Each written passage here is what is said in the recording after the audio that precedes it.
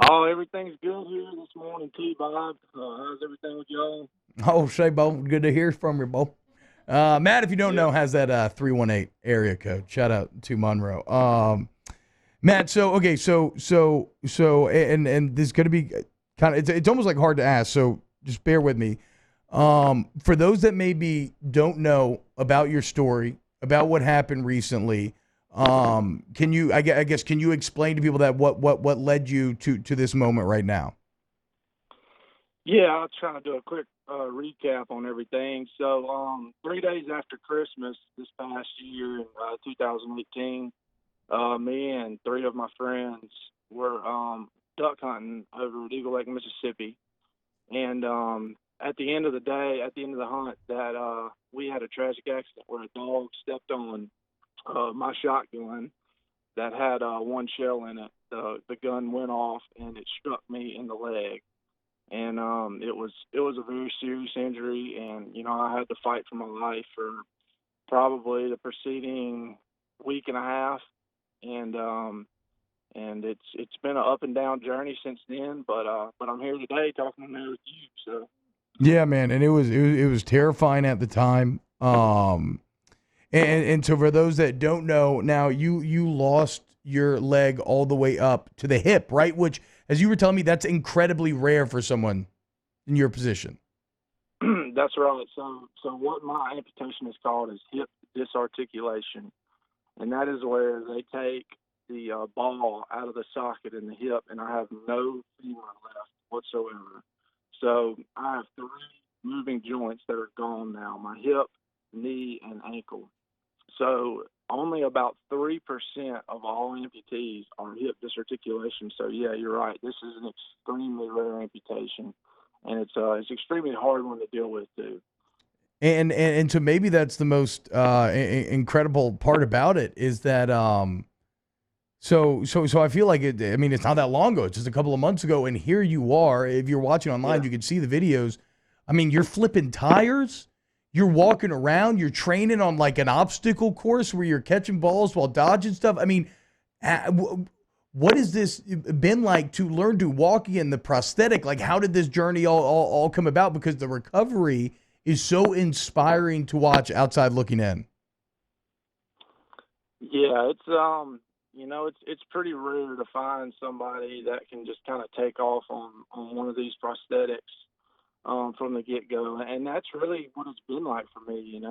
I really worked really hard um, before I went up to go get my prosthetic leg, and I worked on my core strength and balance, and just tried to prepare myself for something that I knew was going to be difficult. And when I got up there, I was ready, and I was lucky to work with David Rodder. He's an excellent in the amputation world, and working with prosthetics, and helping people get up and moving. And he really coached me the best he could, so that I could get up and start walking day one basically. And I've been trying to push myself since then, and just see what I can do. Everything that I've got in my mind that I want to try, I've been successful at it so far. And I'm sure I'm going to run into something one of these days where I just can't handle it. But you know, we'll see. We'll see how long that takes. I'm still moving. I'm off the checklist right now. Well, and we're talking to Matt Branch, former LSU offensive lineman involved in a hunting accident last year, who is now learning to walk again and just doing an incredible job at it. Physically, Matt, this is all so incredibly tough in and of itself. But like, what's that mental battle been like? Like, how do you try to stay positive in the face of all this? How do you stay inspired? It's really been a long road with that too. At first, it was really tough on me. I felt like I had been cheated. Something crazy. Why would that have to happen to me? And I've kind of learned to cope with that a little bit. There's positives to everything, and I've met a lot of great people, and learned a lot about myself and what I can accomplish. We're all capable of accomplishing so much more than we give ourselves credit for. And you know, it took a terrible accident like this to really kind of open my eyes and show me how strong of a person I really am. And and what I can go through, and how I can come out on the other end, and try to make this, a good thing. I would like to, work with other entities and other people that have been through, tough situations, and just kind of show them that, it's possible. You can get through this, and you can live an excellent life on the other side. And look, and I mean, if you're watching online, you're seeing the videos, and it looks like you're already living that right now, Matt. Me and you were talking before the interview, and I was going to ask, like things you want to talk about, and you wanted to mention the role that LSU, obviously a former LSU football player. We were both on the team at the same time. Talk a lot of LSU on this program. What kind of role has the school played in all of this? Well, I really think it's kind of helped me, with my mental aspect of getting through everything. 10 years ago, about this time of year, I mean, T-Bob, what do you dread the most? The 110s. I mean, I hate having them. to run 110, doing up downs for an hour after we get done with our workout because somebody jumped off sides. I mean, just crazy stuff. But and going through all that and knowing that I survived all that, barely at sometimes. You did But, almost heat stroke out that one time, but you made it. Yeah, we made it. I made it. So I've got like 9 lives, T-Bob. I'm still going, man. But yeah, no, it really prepared me, to put in the hard work and the training, and really push myself to become better and master this leg, really.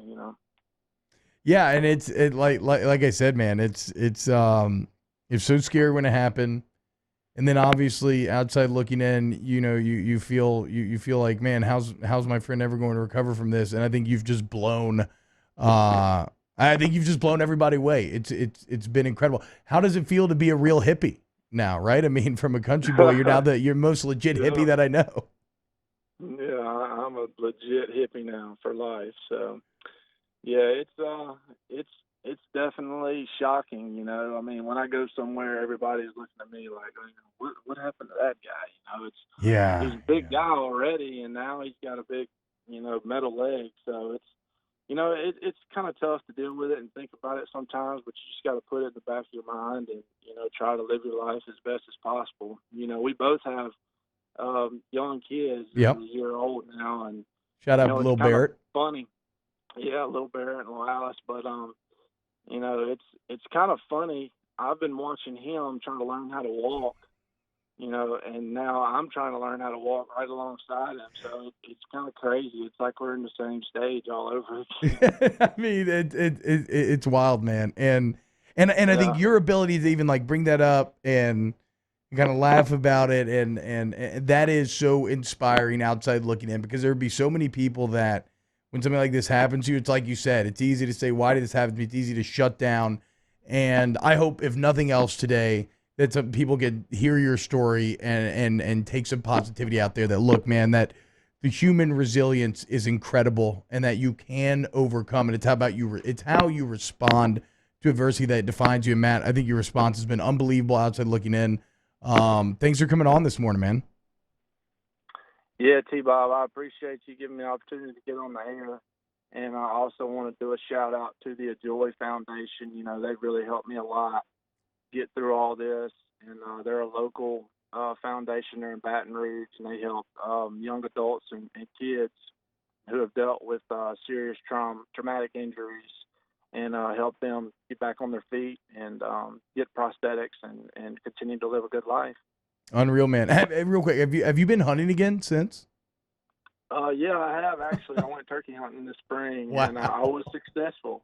Wow. Yeah, I was successful. That was like a month after I got out of the hospital, so I was like crawling around on the ground. I wasn't getting around too good then, but I made it happen somehow. I don't know. Can't take the woods out of him, Bo. All right, Matt. Well, thank you so much, Coyote. You have a great day, and we'll talk to you again later.